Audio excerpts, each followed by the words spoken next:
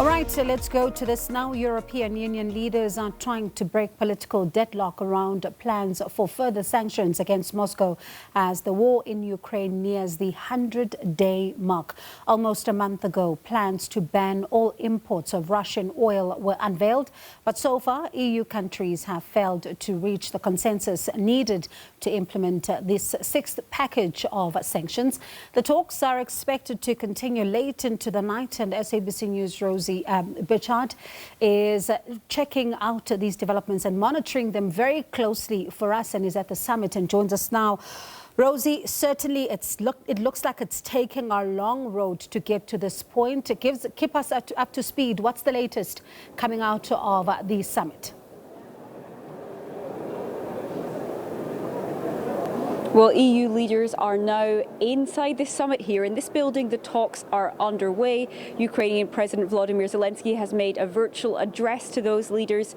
The leaders are expected to agree on new financial assistance to Ukraine to deal with its urgent liquidity needs. They'll be looking at trying to stabilize spiraling inflation and energy costs. But really, the big question looming over this summit, as you pointed out, is whether or not there will be a deal on future sanctions against Russia. Most controversially and most divisively in this sixth sanctions package is a plan for a full embargo on Russian oil. Now, as you quite rightly mentioned, that plan was unveiled almost a month ago. EU leaders so far have failed to agree.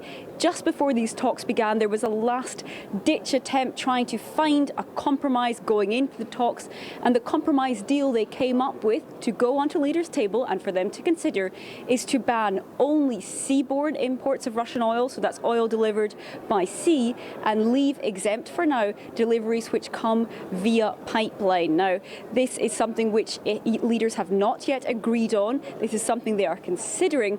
Whether or not there will be a deal here at this summit still very much remains to be seen. Some leaders are more optimistic than others. And of course, this sixth sanctions package, something that Ukraine has very much been calling for. And definitely Ukraine won't be happy with those divisions. I wonder, though, why have these proposals for an embargo on Russian oil proved so divisive and very difficult to agree upon?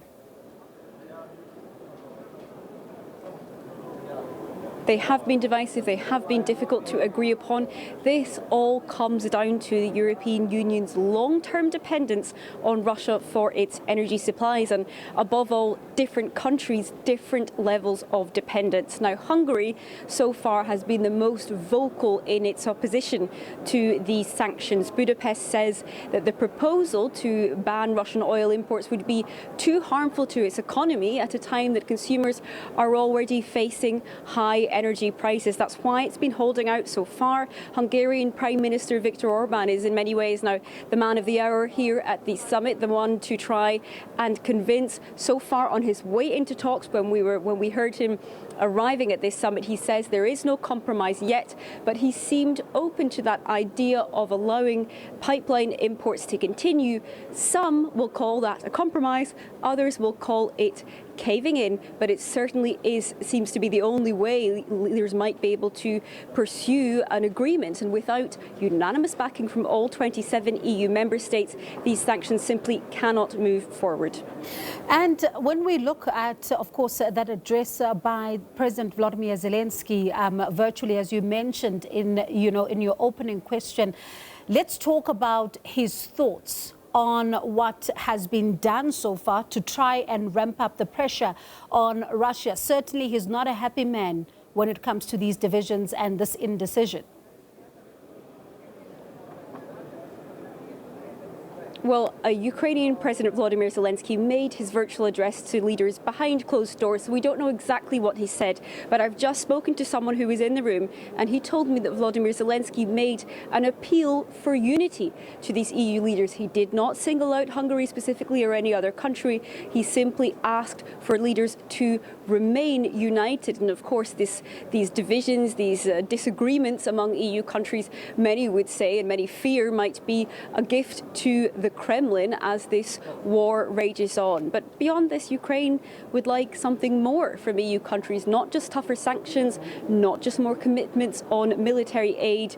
Ukraine wants a seat at the EU table. Kyiv would like to become a member of the European Union. That is a process which can take years, if not decades. What EU leaders might consider in the coming weeks is whether or not to grant Ukraine candidate status so that it can become an official candidate for joining the European Union. And we've heard from Zelensky in the past that he believes this is something that could give his people hope as these Russian attacks continue.